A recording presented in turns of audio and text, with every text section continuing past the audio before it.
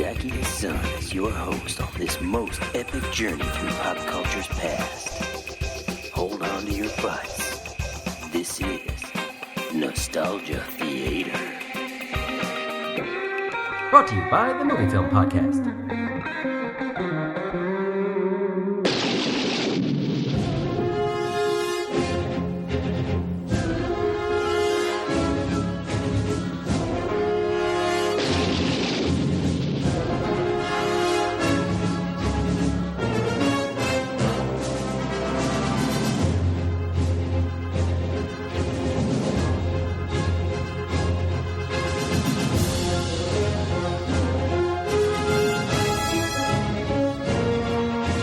Hi everybody, this is Zachy, and welcome back to Nostalgia Theater. My guest for this episode is Danny Bilson, the writer, director, and producer of all sorts of movies, TV, video games, and comic books. He worked with Paul DeMeo to write the movie The Rocketeer in 1991, one of those seminal comic book adaptations from my childhood. He also co-created the first TV version of The Flash, which aired on CBS TV. He also created The Sentinel for UPN, as well as Viper for NBC and also syndication. And he was there on the front lines of translating comic book characters to live action, sort of the early wave of what we're now kind of in the midst of. So he has a great perspective to offer on this entire genre, a genre that's quite beloved to me.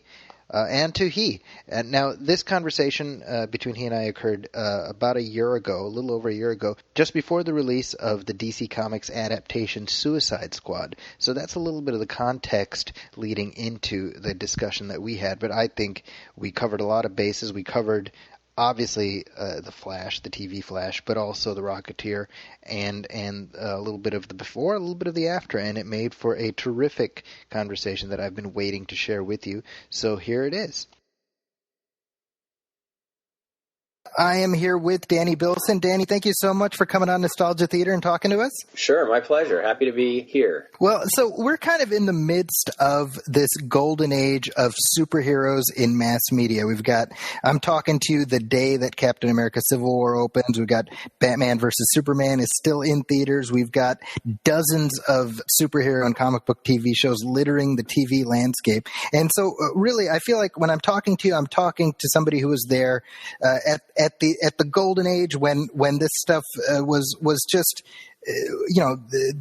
being able to see even one TV show based on a comic book was a big deal, much less movies. Could you have imagined this when you were making The Flash 25 years ago? No, not at all. Especially since we were only on for one season. It wasn't exactly like the trend caught fire at the time. So no, I didn't. I thought we were doing something that was inspired by the comics we read as kids and sort of trying to interpret them for adults in sort of the same reality and believability we felt when we were kids.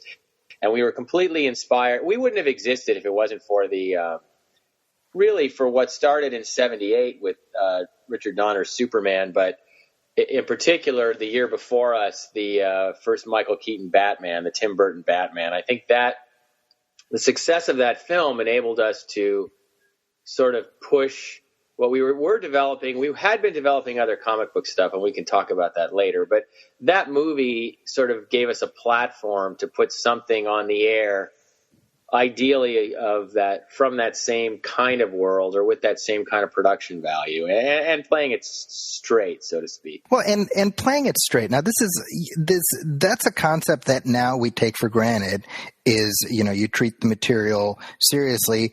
But back then, even in the shadow of the Keaton Batman, even with think verisimilitude from Richard Donner, there was still that when we talk about the comic book genre on film or on screen, it was still, pow bang Adam West. Right. And that absolutely, it was nice at the time in a sense that we had the opportunity to be among the first to play it straight, so to speak, right? Yeah. Well, of course, we had a lot of humor in the show, but we weren't making fun of it, and we were making it believable in its own reality, which was very important to us. And yeah, I mean, we were among the first people to do that with comics on screen, I think. I mean, because I grew up as a child with the Adam West Batman, and I was so young that I at first couldn't tell that it was silly, and Right. then by the time I realized it was silly, I didn't quite like it as much anymore. But it was a Sure. huge hit when I was a kid. It was big. Everybody had a Batman sticker or a lunchbox or something like that. It wasn't until I got a little older where I realized, oh yeah, that was pretty goofy. And later on, again, when we were in our 30s, we were able to interpret it the way we the way we read it when we were kids. And that's what we said even in the interviews at the time, as I recall. Mm-hmm. Well, so The Flash premiered in September of 1990, and The Rocketeer hit theaters after that. But I believe you started development on The Rocketeer before The Flash happened. Oh, yeah. We started development on The Rocketeer in 1986, and The Flash we started development on around 1989. With actually a different script than what we made. And those are two separate stories, so you kind of have to point me in which path you want me to go down at this point. Well, I guess chronologically, let's start with The Rocketeer, which is, this is sort of like history has now made its judgment, because it is a beloved film now. It wasn't at the time it came out. It kind of came and went, right? I mean, it Right. didn't make it. I think Disney had franchise hopes, which sort of didn't materialize. Right. And it didn't open the way they wanted it to. Right. And we got destroyed by Kevin Costner's Robin Hood at the box office. And it was really disappointing. We had plans for the sequel, and we were very excited about the movie. Some people blamed that it was branded Disney. I kind of liked that it was branded Disney, so I wasn't going to blame it on that. I don't know why it wasn't a bigger box office success. For some reason, I haven't spent a lot of time analyzing that or thinking about it. I just kind of accepted it. Yeah. But as you say, the great thing about it is it has become a beloved film, and a film that arguably for that era of Disney live action in the Katzenberg and Eisner era, I think it's one of the favorites of the live actions that were made in that period. And I'm really, really proud of that. That's really gratifying, especially because I'm a huge Disney fan, and it was a life's goal to have my name on a Disney movie. So the fact that it's one that's remembered is kind of extraordinary and awesome. I spent a few months at Imagineering last year on a couple of different projects. And what was great was among the people who worked there, they were all kind of kids. Not all.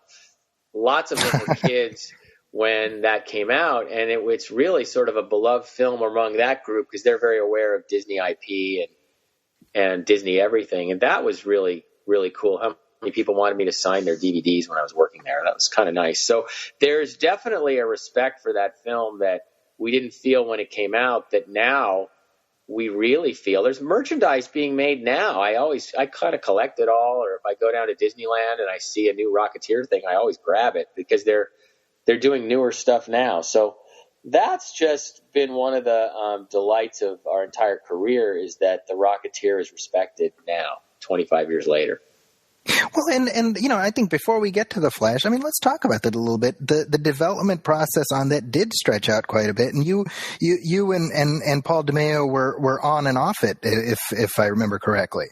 Right. Honestly, we were mostly on it, and what was unique for that film and that era of Disney development is that most of the time in that day, you'd write the first script, and then somebody would write the second, and somebody else would write the third, and then when it wasn't working, they get somebody to write the fourth and the fifth, and then there'd be a debate over, if you wrote the first one, you always get screen credit, but then it would be arbitrated. What happened with us was the producers who made the movie, we developed it with originally, so they were very loyal to us, and in particular, Lloyd Levin, who we're still working with today on a few projects.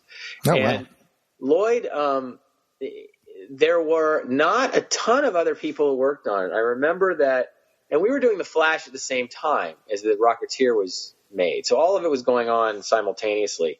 At one point, a guy named Jim Kauf did a draft, and I know we kept one thing from his draft. It was a really good joke. The big gopher joke wasn't ours. That was from him. As I recall, it was from him. And then Frank Darabont did a draft closer to production.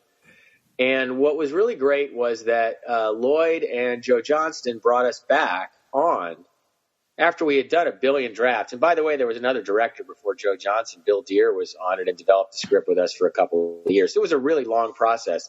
Wow. But what was good was that in the end, we were brought back on and we did all the production polish even while they were shooting. So we not just started it and finished it. I mean, it's mostly our movie. I'm not sure. I'm sure there's some of Frank's stuff in there, but I don't really remember anymore what's his and what's ours. But I remember feeling like it's 90% ours. It's got some Frank in there. It's got some Bill Deere stuff is still in there from him. I know there's a couple of lines of dialogue that were his that are in there. So, and all movies are made that way with a lot of collaboration. But what was great for us is we started it and finished it. So that made us feel more ownership over it. Yeah, I mean it's kind of extraordinary to look at The Rocketeer if we sort of plot out a chronology of comic book films, because really Rocketeer anticipated where we're at now in terms of its fidelity to the source material, both in terms of thematic terms, but also aesthetically. I mean, it's this perfect visualization of what Dave Stevens created in those comics. Right, and that's because we love Dave's art and we love the book. And Joe Johnston loved Dave's art and loved the book and kept Dave on through production as an advisor and had him work in the art department. And that's unusual too. So that has a lot to do with it. But as far as it pioneering something, I kind of think that it got made not because of some kind of prescience about the comic book world is coming to the film. It was more, I think it got made because of Indiana Jones. I think that it was really, we were selling it as another spin on that kind of movie serial from the 30s adventure, not comic book superheroes. So it was really, I mean, I know when we took it out, it was, for us, we felt that Indiana Jones paved the way for The Rocketeer. Yeah. Well, and so I guess in that sense, to what you were talking about earlier, I can see how when you look at how it didn't meet expectations, maybe that the Disney name did potentially sort of inhibit some of the the older audiences that you might have wanted to appeal to from coming in. I mean, when you look at Indiana Jones, I mean, it was kind of 4 quadrants, and maybe this one didn't play that way, at least in the marketing. Right. I think that's probably true. There were some other little weird marketing things, like the poster was the teaser poster, and it was a fantastic poster. I actually have a framed copy of that poster hanging on my wall. Oh, do you? Yeah. What's interesting is that it was planned that there were going to be a series of posters for the release of the film. Yeah. And I actually have some copies of those somewhere. But there were 4, and they were in the same art style. Okay. And they were supposed to come out, because that was just the teaser poster. They were supposed to release these other posters with the movie, but they liked that one so much that they never moved it forward. And I would have liked to have seen sort of those 4 other views of the world, even in that art style, and start to build it out more. But, it's 25 years ago, and they were planning on it working. I think over time, though, it may be more successful over time because of the Disney brand. Like, I think in terms of as a legacy film, I think it's better off that it was Disney than Touchstone. Yeah, no, I totally agree. I mean, it's funny how that, like, there is that short term and then the long term, and what you're saying is totally true, because I think part of the reason that it's remained in the consciousness is that association with Disney, because you have a whole generation of people that grew up. I mean, I was 11 when The Rocketeer came out, so I was right in the sweet spot. I actually lived in Saudi Arabia at the time, and I mean, I had it on VHS. I wore it out. And to this day, I think the soundtrack is fantastic. Oh, yeah. James Horner's really best. Good score. Yeah. Really good score. So The Rocketeer came out after The Flash had come and gone. Right. It was like The Flash got canceled on May 16th, and The Rocketeer opened on June 21st or whatever it was. Yeah. Oh man, so it's kind of this the extreme lows, extreme highs, extreme lows. It must have been an emotional roller coaster for you guys. Yeah, it's always like that. I think you get to at a certain point. Paul and I had one writing instructor in our whole career. John Milius, the screenwriter, is the only person we ever took a class from, and he always said, "What's that?" Red Dawn, John Milius. Yeah, and we've worked with him since. But back in 1980, we took a class from John, and he taught one of the things he taught us that stuck was that the writer must be like the samurai who always contemplates death. So in the face of death, he has no fear. So I think that we ran our career always expecting the worst. So it wasn't like. It was like, okay, they got us on The Flash. Okay, this one's open. It was kind of like it's just Hollywood. And we were really disappointed that The Flash was canceled because we were just starting to figure it out. And they were just starting to let us, this is another conversation, but they were just starting to let us be more essentially comic book with it. And so we had big plans for the next year, and the cancellation wasn't happy. I think maybe we kind of, if I remember, I think we weren't confident we were getting picked up, and we didn't know for sure we were getting canceled. So it wasn't like it was a shock. It was just a big disappointment. Right. Well, so let me tell you my experience with the Flash TV show. As I mentioned, I was living in Saudi Arabia at the time, and my family and I, we used to come back to the States every summer. So I was going to school there, and then we would come here. And so and this is pre-internet, pre any of this stuff, right? So it's not, nowadays, like the minute an option gets sold on a pilot, it's on Deadline Hollywood or whatever. Back then, it wasn't like that. So my first awareness of the show was reading a Superman comic book over there in Saudi Arabia, and there was an ad. It was a full page ad for the TV show, and it just had the Flash symbol, and it said "speeding to CBS this fall." Right. And I lost my mind because I was a huge comic book buff, and it's not like, oh, let me Google up some images or whatever. So all I knew was that this TV show of the Flash existed, and I had no idea what the Flash looked like. Oh, okay. So you mean on the show? You didn't know what it looked like on the show? Yeah, I mean, I knew obviously the comics because I was reading. I knew Barry Allen, and I had no idea. I was like, in my head, I'm like, well, is he going to look terrible? Right. And then I was like, well, I'm going to watch the show when we come back next summer. And by that time next summer, the show had already come and gone. And you couldn't get it, right? Yeah. Well, so what ended up that summer? It just so happened that because we were in the States for 3 weeks or whatever it was, for those 3 weeks, I wasn't able to catch an episode. And so I ended up not seeing it until they released the pilot and the 2 Trickster episodes as features overseas. Right. So that's how I ended up seeing the show. And I had no idea that the Trickster, the Trickster episode was the finale, the second Trickster episode. I had no idea. But so it was one of these things where I just completely missed out on having that initial experience. And then I didn't see it the whole series the whole way through until the Sci-Fi Channel reran it, I think in the late 90s. Really? Yeah, the whole way through. Oh, wow. Okay.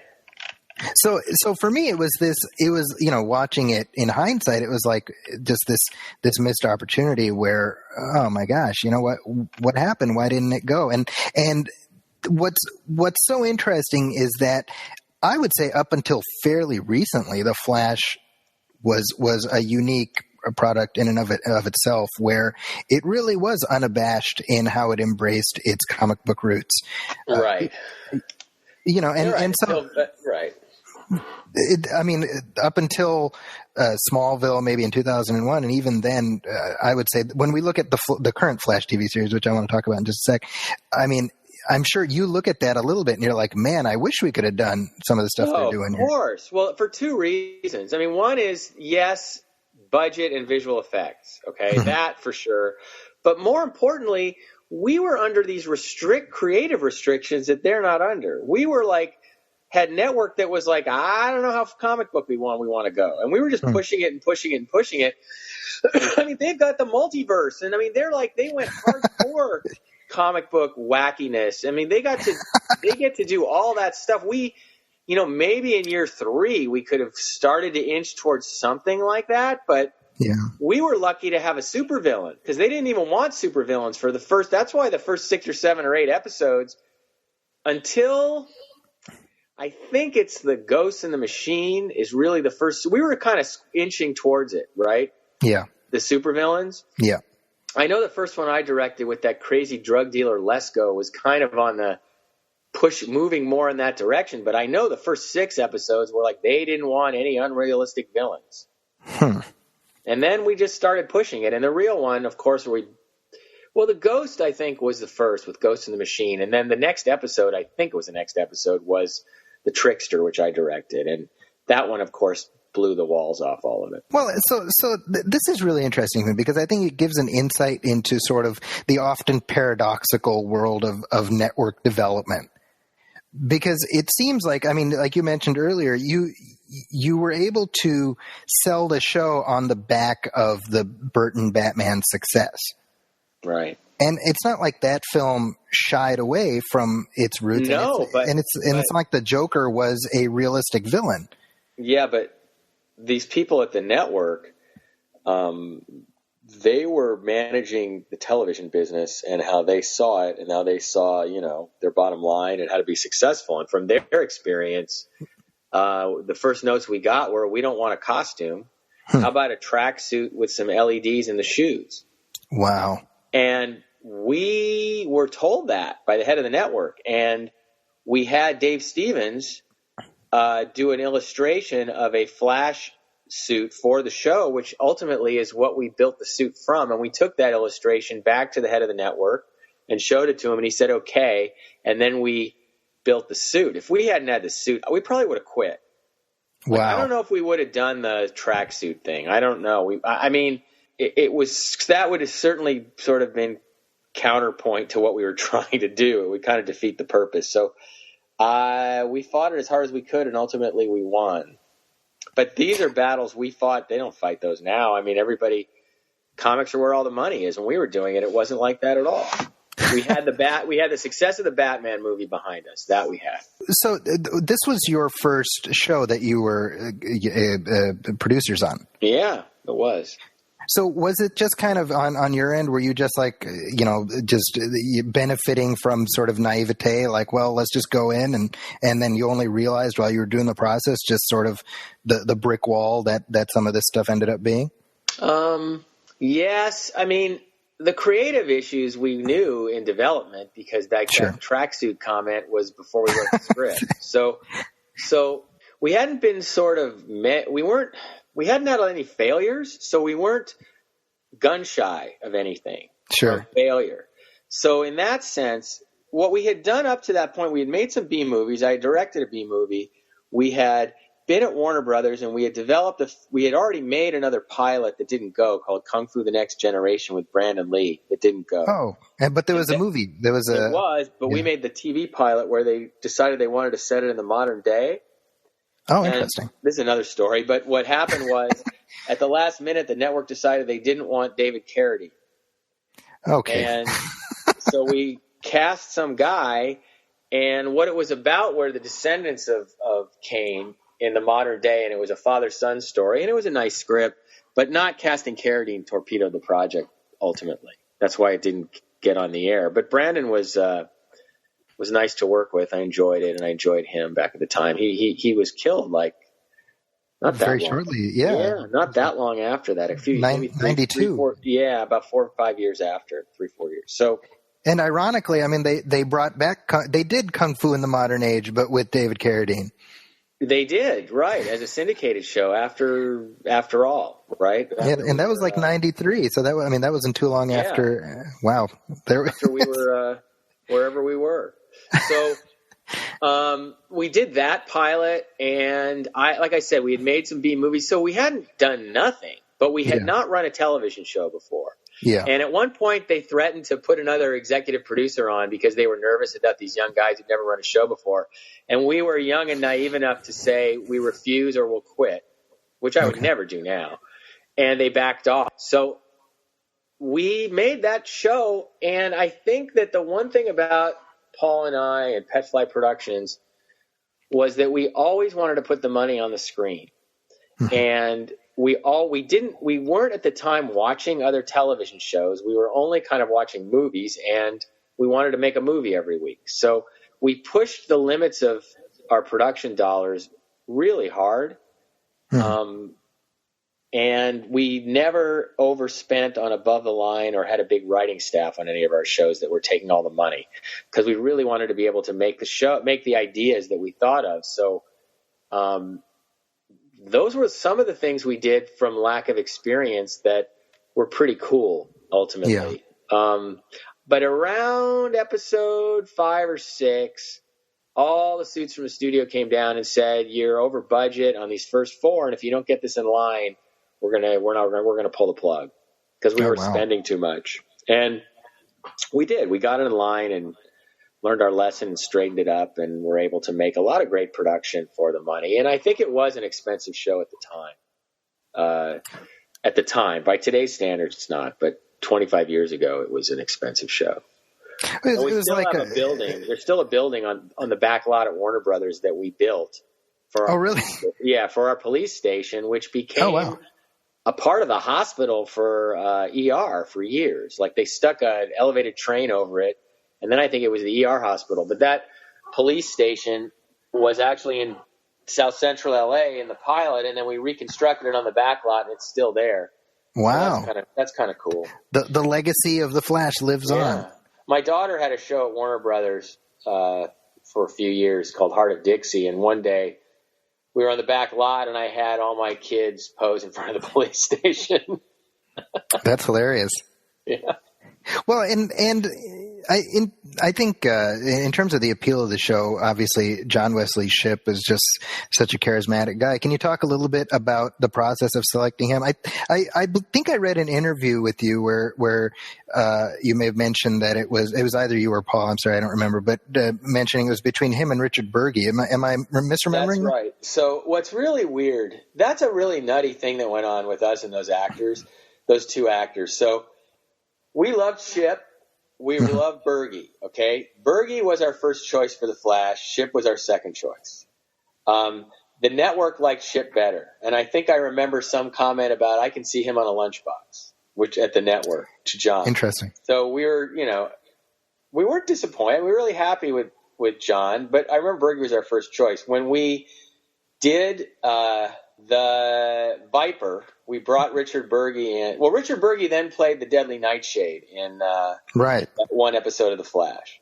Then when we did Viper a couple years later, he was our first choice for the lead in Viper, and he didn't get it. Jim McCaffrey got it. And we made him the main bad guy, and he had probably 4 or 5 episodes in the original Viper. The network when it was on NBC. When it was on NBC. It was on NBC, right. Then when we went to do the Sentinel, John Shipp was our first choice as the Sentinel. That's the punchline to the story. And we wanted Shipp really badly, and Burgi was our second choice, and the network picked Burgi. Oh, wow. But I actually flew to Vancouver to prep the pilot of the Sentinel, and I thought we had cast Shipp, and it was John who I was seeing in all the scenes in my blocking, and I was doing the Sentinel pilot before in the 11th hour somehow there was a network thing, and they decided they wanted to go with Burgi instead. But I remember the first week of prep, I was seeing Shipp as Jim Ellison in the Sentinel.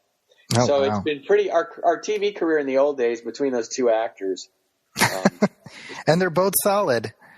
Yeah, they both get well. I'm curious about the decision to make the Flash Barry Allen as opposed to Wally West. Was it just? I mean, I guess at the time, it's because Barry Allen was our Flash from our childhood. That's what I was going to ask. That's exactly what I was going to ask. That's all. Yeah. It wasn't anything else. Wally West was later, and he wasn't the Flash. To us, the Flash was Barry Allen, so that's why we made it Barry Allen.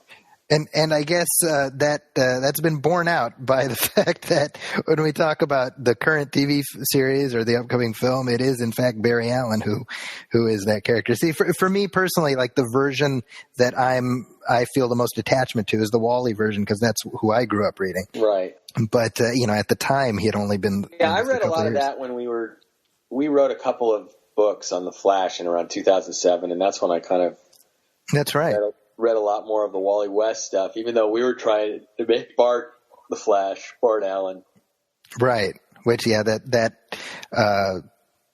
ended up being just kind of a brief hiccup before they brought. Yeah, it was a brief hiccup. We quit. Oh, really? That was a pretty unpleasant experience. That little run on the Flash, because well, why was that? Yeah, because I think a lot of it was we were new to mainstream comic fandom.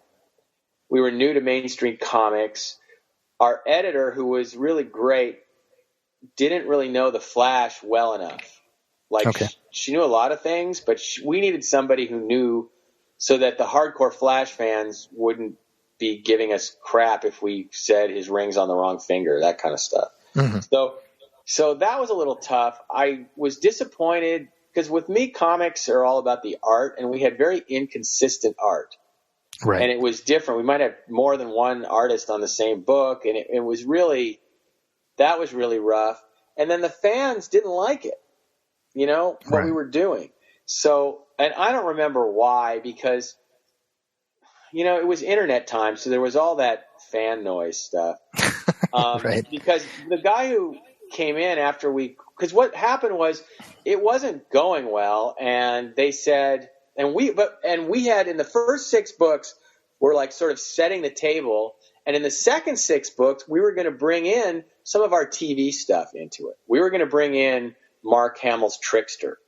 And that was our plan in the second 6 books. But by the end of book 6, they were saying, it's not working. I think we should kill him. And we were beside ourselves because we had already laid out the next 6 books. We didn't want to kill him. We had just started.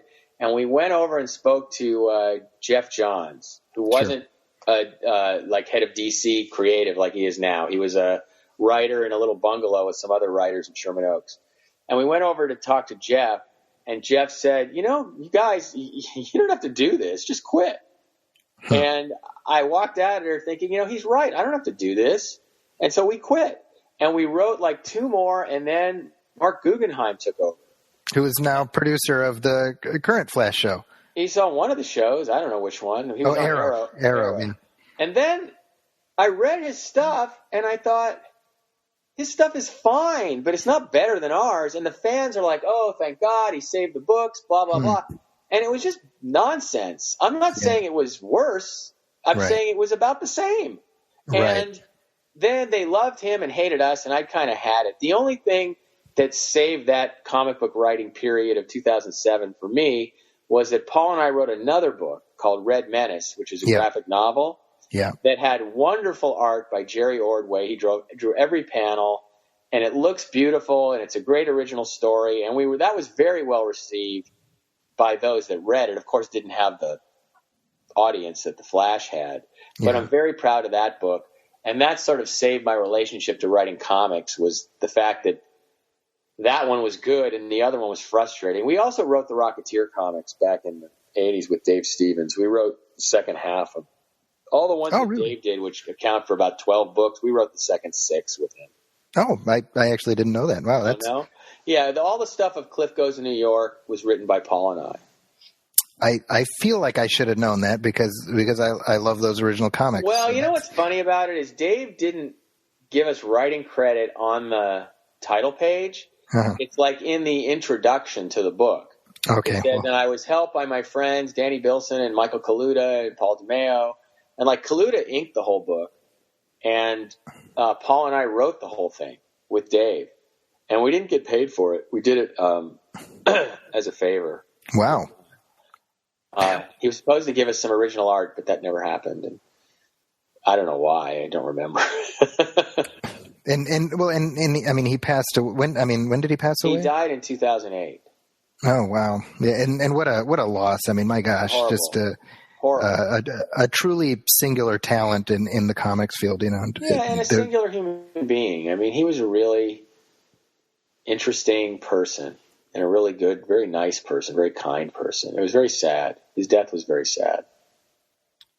Well, and I mean, winding the clock back a little bit, you mentioned how his designing of the Flash suit was sort of what helped tip the scales as far as just giving the Flash a costume on television. I mean, I'm curious. Yeah, like he eliminated the yellow boots and he made it look a little more badass, and he changed the belt. He did a bunch of stuff.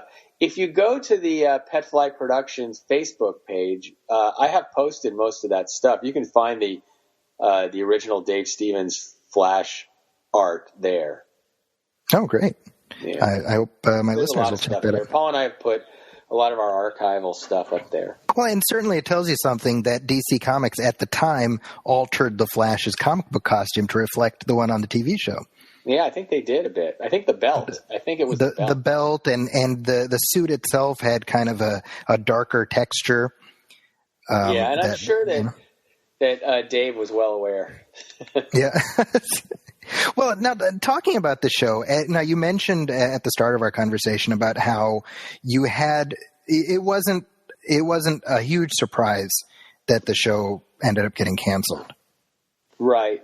Well, because the ratings were what they were. It wasn't a hit. We were up against The Simpsons and The Cosby Show. Sure. So it was in like a suicide slot. Then they decided to move us away from The Simpsons and start an hour show at 8:30. And I don't think an hour show had started at 8:30 since the 60s. So we had all kinds of, and then we were preempted a few times for the Gulf War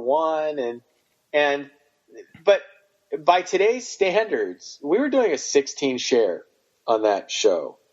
I mean, a 16 share is like, you don't even get that with like a number one show now. I mean, the amount of people that were watching it. And I was told later that our ratings point were tied to the president of the network's bonus, and he traded our 16 share for a 17 share. And we were the only show at CBS that was getting any young people to watch it. And so there was frustration the next year when we were selling it, the network, that they had lost the only show that was getting a young audience. So it was pretty, it was one of those career things that happens that you just kind of have to take. But it wasn't a disaster. Show wasn't a failure. It just wasn't a super success. Yeah. Right. Well, and it seems like, however many years later, CBS has the Supergirl show on right now, and there's the same conversation now about whether it'll be back for a second season. I'm reading the stuff in the trades, and I'm just drawn to, I'm like, they went through this 25 years ago with The Flash. Yeah.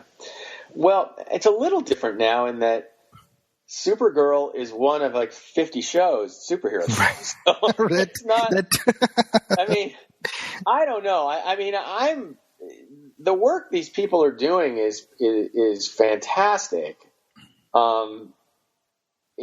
It's not exclusive anymore. You know what I mean? It's everywhere. Yeah. I personally am completely sick of. It's just, the problem is I really like the superhero stuff that's surprising, but the stuff a lot of it's so formatted that it's not surprising. You're right.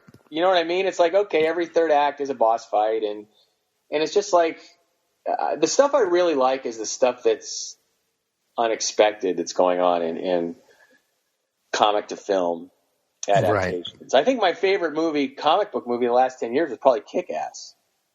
Oh, interesting. It played it straight, and it was surprising and refreshing, and it wasn't, okay, now the big bad guy is going to be 3 times as bad, and we're going to have a long, drawn-out fight scene at the end of third act. And it's like, by that point, I'm done.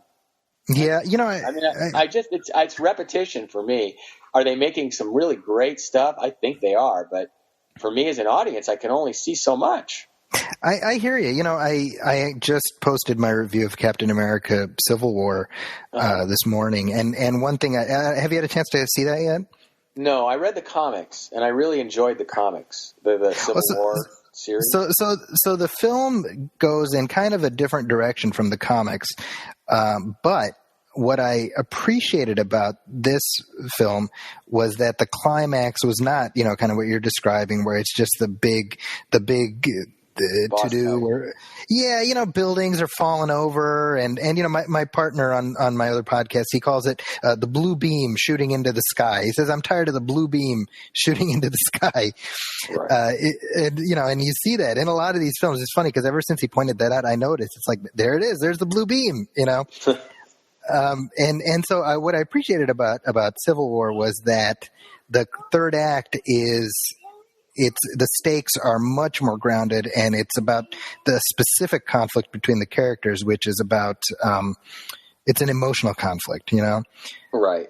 And it felt like, oh my gosh, what a revelation, because we have been, kind of getting hit over the head by, like you say, there is in some respects a formulaic nature to a lot of these things, and I think maybe part of it is just because fear of traipsing too far off the beaten path for fear of losing that loyal audience, But I think Deadpool shook everybody up a bit. And a very good friend of mine wrote and directed Suicide Squad, and the fact that Deadpool was made for $70 million and has made the money it's made, and has at least I like to think it's because at least it was a different tone. Yeah. Even though it fell back into the same stuff, it was still a different attack on it. Yeah. If you would have told me a year ago that Deadpool would make more money in the States than Batman versus Superman, I would have asked what you were smoking. Right. And I think that's a statement. And I feel like people are going to learn the wrong lessons from Deadpool, because we're just going to have a lot of violent profanity regardless of the subject matter, which is not, I don't think that's what made Deadpool work. Right. You'll have Deadpool too. So, at least you'll have that. It's too much. I taught a class a couple of years ago. I teach at USC, among other things I do. And I taught a class in adapting comics to the film. Sure. It was a large lecture class. And sometime during the class, as we were having the class, Warner Brothers announced their slate of all these DC films for the next 5 years. Sure. And I had a lot of comic book film fans in there, of course, because that was the subject of the class. And I said, to me, this isn't good, because if they're investing all of this money, because these are expensive movies, what aren't we going to see so that we can see the entire comic book canon at $200 million a piece put up on the screen? Think of all the movies we're not going to see. And that was my concern, is just, I guess I don't like too much of any one thing. This is very personal. And I get IP fatigue, and I get tired of things. So back in 1990-91, when we were doing The Rocketeer and The Flash, it all felt like fresh and exciting and awesome. Sure. And a lot of these films are still fresh and exciting and awesome. I think people are hoping that Suicide Squad is going to be just that. And the formulaic nature of it, because I've just seen so much and read so much, for me as an individual audience member, I don't seek it out anymore. I have to read or hear that like Civil War, like you telling me this, I have to hear that it's worth my time to go see it. Because I've gotten to the point, I don't know if I've really gotten to the point where if it doesn't have a dramatic, fresh spin and it's just another $200 million comic book, I'll catch up with it down the road somewhere. Yeah. But this weekend, I'd rather see Jungle Book. I still haven't seen that yet. So, you got to see it. It's fantastic. Yeah, no, I'm trying to see it for the last 3 weeks. And I have kids. So, and I want to see it for myself. So it's the easy access, over availability of superhero everything makes it less exclusive to me. But no, I'm not. I'm just me. I'm this old writer who's still writing and creating, but I've been doing it a long time. I think if you ask any 9-year-old to 25-year-old, they're all going to see Civil War this weekend. They can't wait. And they don't care that Batman versus Superman was only a month ago. Right. I'm just an old crank, I guess. No, but you're not wrong, because I think what you're reflecting is the majority of ticket buying viewers who are, they have to make a decision about what they're spending their, $15 or whatever a ticket costs on, right? And if there is this sameness to it, then that's not, if I'm a DC fan, I did not have a great time with Batman versus Superman. However, what has me interested in Suicide Squad is David Ayer. Yeah. Because you're expecting a fresh point of view because David has a point of view. That's exactly right? it. Yeah. Right. And you've seen his other films, in particular his other films, period. I mean, he's very gritty. So, well, yeah, I mean, you look at Sabotage, you look at Fury. He knows how to work with ensembles. There's an authorial voice there that's very appealing to me, especially with this subject matter. So, it's one, to me, it's like a perfect marriage of content and creative. It is. David understands badasses really well. There you go. And he's also poured himself into this movie from, the time I've spent with him and talked to him lately. He's given it 400%, and he's dealing with all the DC Warner Brothers stuff around it and all the hype and promo, but he's a really centered guy, and he's going to deliver something. You know what I mean? That's interesting, and I think they're hoping it'll play in the same. It's a little different. I mean, it's bad guys, and I think that gives it a unique position, ideally already. Yeah, but, doing something different with the genre, right? But you got to do something because it's a superhero movie a month lately, and somebody said, maybe it was Spielberg. Somebody said, well, it's like Westerns in the old days. Right. Eventually they run their course. Maybe it is. I'm just in this very strange position because I was really into this 25 years ago. Really into it. And over the years, the stuff Paul and I have written in the last few years since I left the game business and have gone back to writing, and we're in the middle of a pilot rewrite right now. I mean, I'm doing this podcast and I'm going back to writing.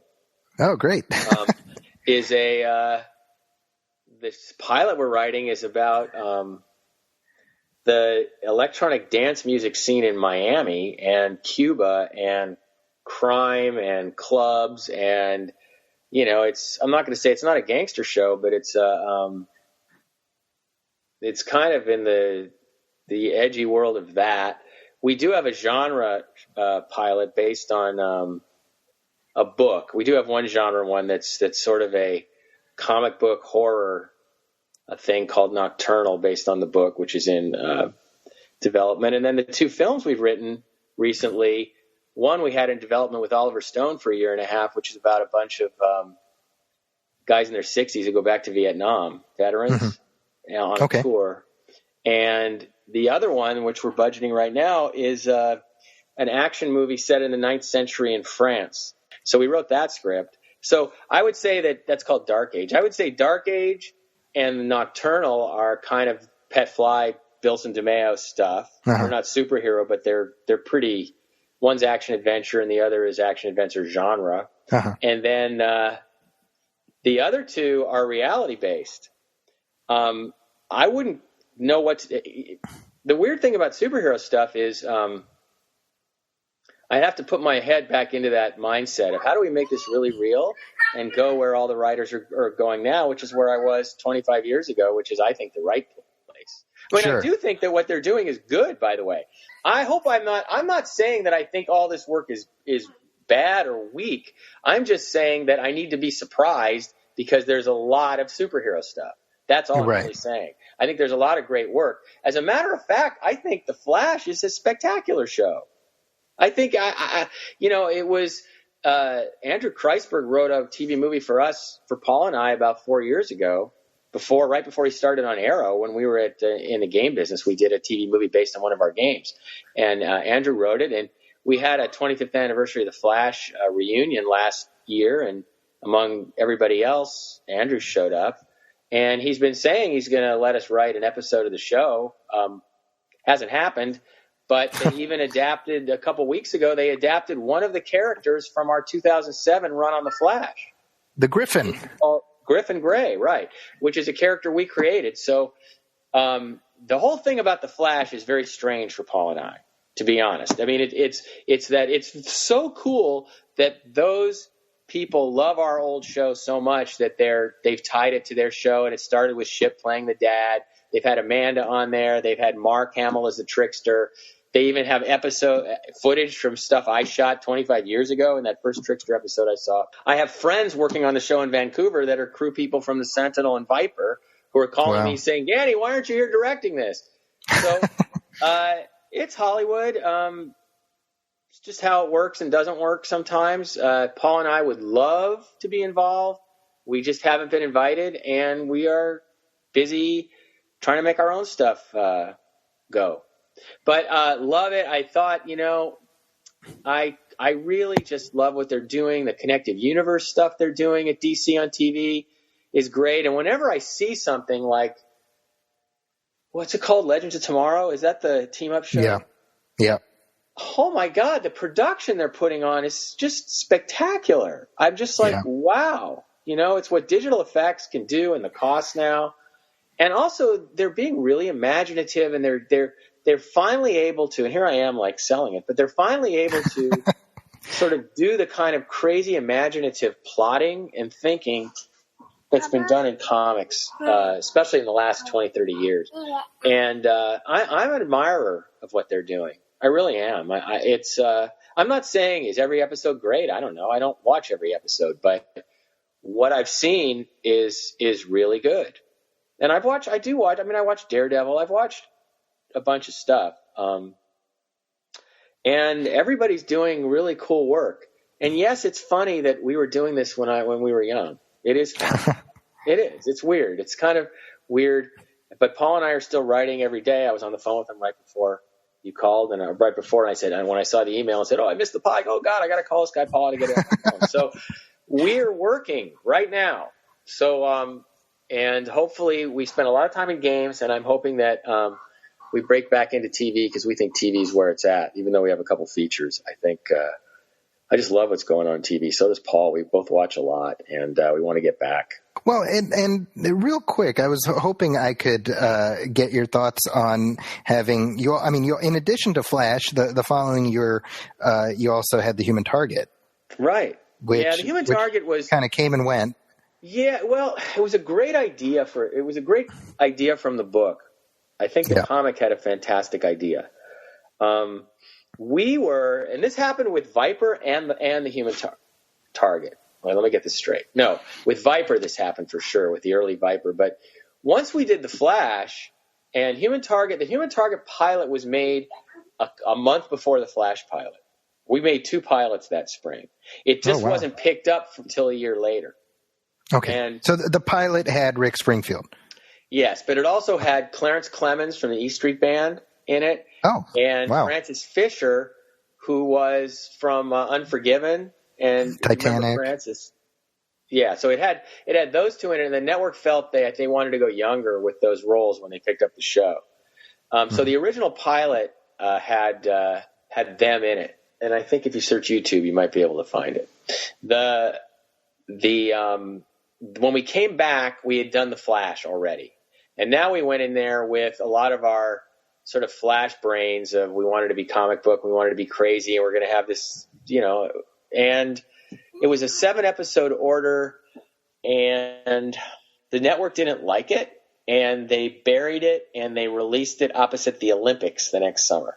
See, I remember watching those episodes as they aired. By then, I was living back in the States, so I remember watching it that summer, and I was like, oh, wait, that was the first I had heard of it as a TV show. Yeah, I think it was, for a show in 1992 or whatever it was, I think it was, it was a fine show. We worked very hard on it. Well, let me ask you. I mean, they did a new version of the Human Target a couple of years ago on Fox, and I felt like that show tackled what I felt was kind of what might have been a hindrance for you, where the comics have Christopher Chance, the main character, take on the identity of who he's protecting. Right. And so on the show that you did, we essentially lost Rick Springfield for a portion of the episode while And did you, I mean, in trying to be true to the books, did you find that it sort of tied your hands a little bit? No, we loved that idea. Mm-hmm. So we grew up on Mission Impossible. So sure. we loved that idea that he changed his face and it's any other actor playing it and all that. We thought that was probably, the strength of it for us. When I heard about the other show and knew they weren't doing that, I thought, well, what are they doing? And sure. I never watched it because I thought that's what the human target was. He took the identity of the victim. Yeah. And so, that's what I really liked. Some shows work, some shows don't. I'm not sure how awesome the chemistry was among the cast. That doesn't mean they didn't get along. Yeah. That just means that sort of intangible thing that, for instance, the Sentinel with Richard Burgi and Garrett Maggart, those two actors had this friendship and chemistry that was an engine for that show that they brought to it, right? And then we wrote to it. The Human Target didn't have that magic on top of it. I mean, look, I thought those were fun episodes and for what they were. But I remember they weren't well received by the network, and they got buried in the summer opposite the Olympics. Whatever, it must have been the summer of '92, I guess. Yep, that was it. That was that summer. Right. Yeah. Right. Well, I mean, this you win some, you lose some, huh? Well, I mean, I think just talking to you and just getting a sense of the depth and breadth of the experience you've had in the field. I mean, I find that so insightful because I can tell that you still have a lot of enthusiasm for the industry, even after dealing with sort of the crap that comes from content creators and content curators. And let me be honest, we were really lucky and really privileged, and we worked super hard, and we started in B movies, but the opportunities just kept rolling, and everything was easy for us. It felt, relatively, if I look back, by contrast to how it's been since the end of the shows. Then I went into the game business, but we were still writing all the time. And in the last 4 or 5 years in particular, or even since 2007, trying to break back in, I realized how charmed and lucky and privileged we were back then. And I really appreciate the opportunities that were given to us and relish the adventures that we had. And honestly, Paul and I right now, we're fighting to get back because we're not our sensibility and our energy, mine is the same. I haven't changed. I just know more. I'm still like a big kid, and my students at SC. I like I always say, I'm pretty immature. So I still I love genre stuff.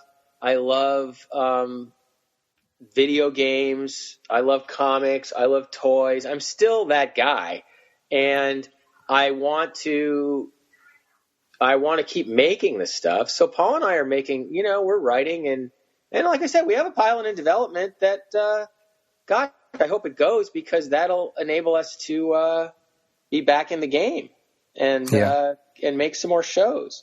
And yes, about half our stuff is genre and half of it's a little straighter, but, we're not writing family drama, It still has crime and adventure. And even our electronic dance music thing has a criminal element and suspense and stuff like that. Well, and just as we sort of wind things down, looking back now, I mean, what do you view as the legacy of The Flash? I mean, it came and went inside of a season, and yet it's had a pretty long footprint in terms of not only the people who watched it and the fans, but also the genre as a whole. I mean, what do you think is the most lasting part of that show? Well, you could almost say the same thing about The Rocketeer. Absolutely, like they're both kind of the same, and they were made at the same time. We were not trying to make what we thought people were asking for. We were trying to make what we wanted to see. And I think that, I'll go back to John Milius. He said, if you're writing something and you sit down, especially to write something on spec, write the movie you want to see the most. Write the show you want to see the most. At that time, that's exactly what those two things were. Mm-hmm. And we were the audience for those projects, and we made what we would want to see out of those two comics that we really appreciated, without a lot of it's got to be this for TV or it's got to be that for CBS, or it was just the Flash and the Rocketeer, and we weren't trying to second guess anything. We were trying to be faithful to what we liked about them, and neither of them worked, but both of them worked. You know what I mean? It's for Paul and I, it's weird. Like, we had a really good career. We didn't have any big hits. I mean, now you can say those two are probably, you'd look back and think they were hits because they have a legacy and I mean, what's really awesome is if you take those two things and and if you started listing off the other movies that year or the other TV shows that year, and which ones are remembered, it's unbelievable considering how financially unsuccessful our stuff was. That we're sitting here 25 years later and we're doing a podcast about The Flash and The Rocketeer, and neither of them were big hits at the time. But I think because they were from the right place, it's the same place that people connect with who love that kind of narrative. And that's why over time, people have seen these things. It's really weird. I was just the other day, I looked on my Apple TV. I said, oh, there's CWC, and I think The Flash is on there. And I opened the menu, and I saw, the first one I directed, Child's Play, about the crazy 60s drug dealer, psychedelic drug dealer. And I turned it on. And I watched like 5 minutes, and I thought, wow, this is old. I thought this looks like it's 25 years old, but it's really cool. It's really cool because we were doing crazy stuff. Even the beginning of that show had an actress dressed like a go-go girl from the 60s. All her dialogue was written in 60s slang, and she was blowing a guy up. And I have to, I can't end the podcast without crediting Howard Chaykin. Sure. Yeah. Because his writing and his attitude drove a lot of what was wild and crazy about that show. And he, by virtue of his experience in the comic book industry, helped you help your show sort of bridge the gap between TV and comics to some extent. Yes. I think he's hardcore, and he's not a hardcore traditional comic guy. He's a hardcore adventurous artist.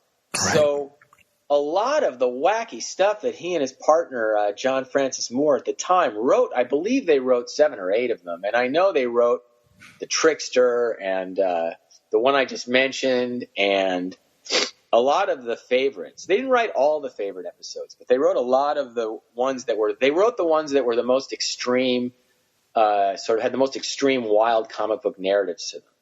And, it wouldn't have been The Flash without that writing staff, which was small, but it was those two guys, a guy named Gail Hickman, and primarily it was that group. We had some other people come and go, but when I think about The Flash, I think about Gail and Howard and John.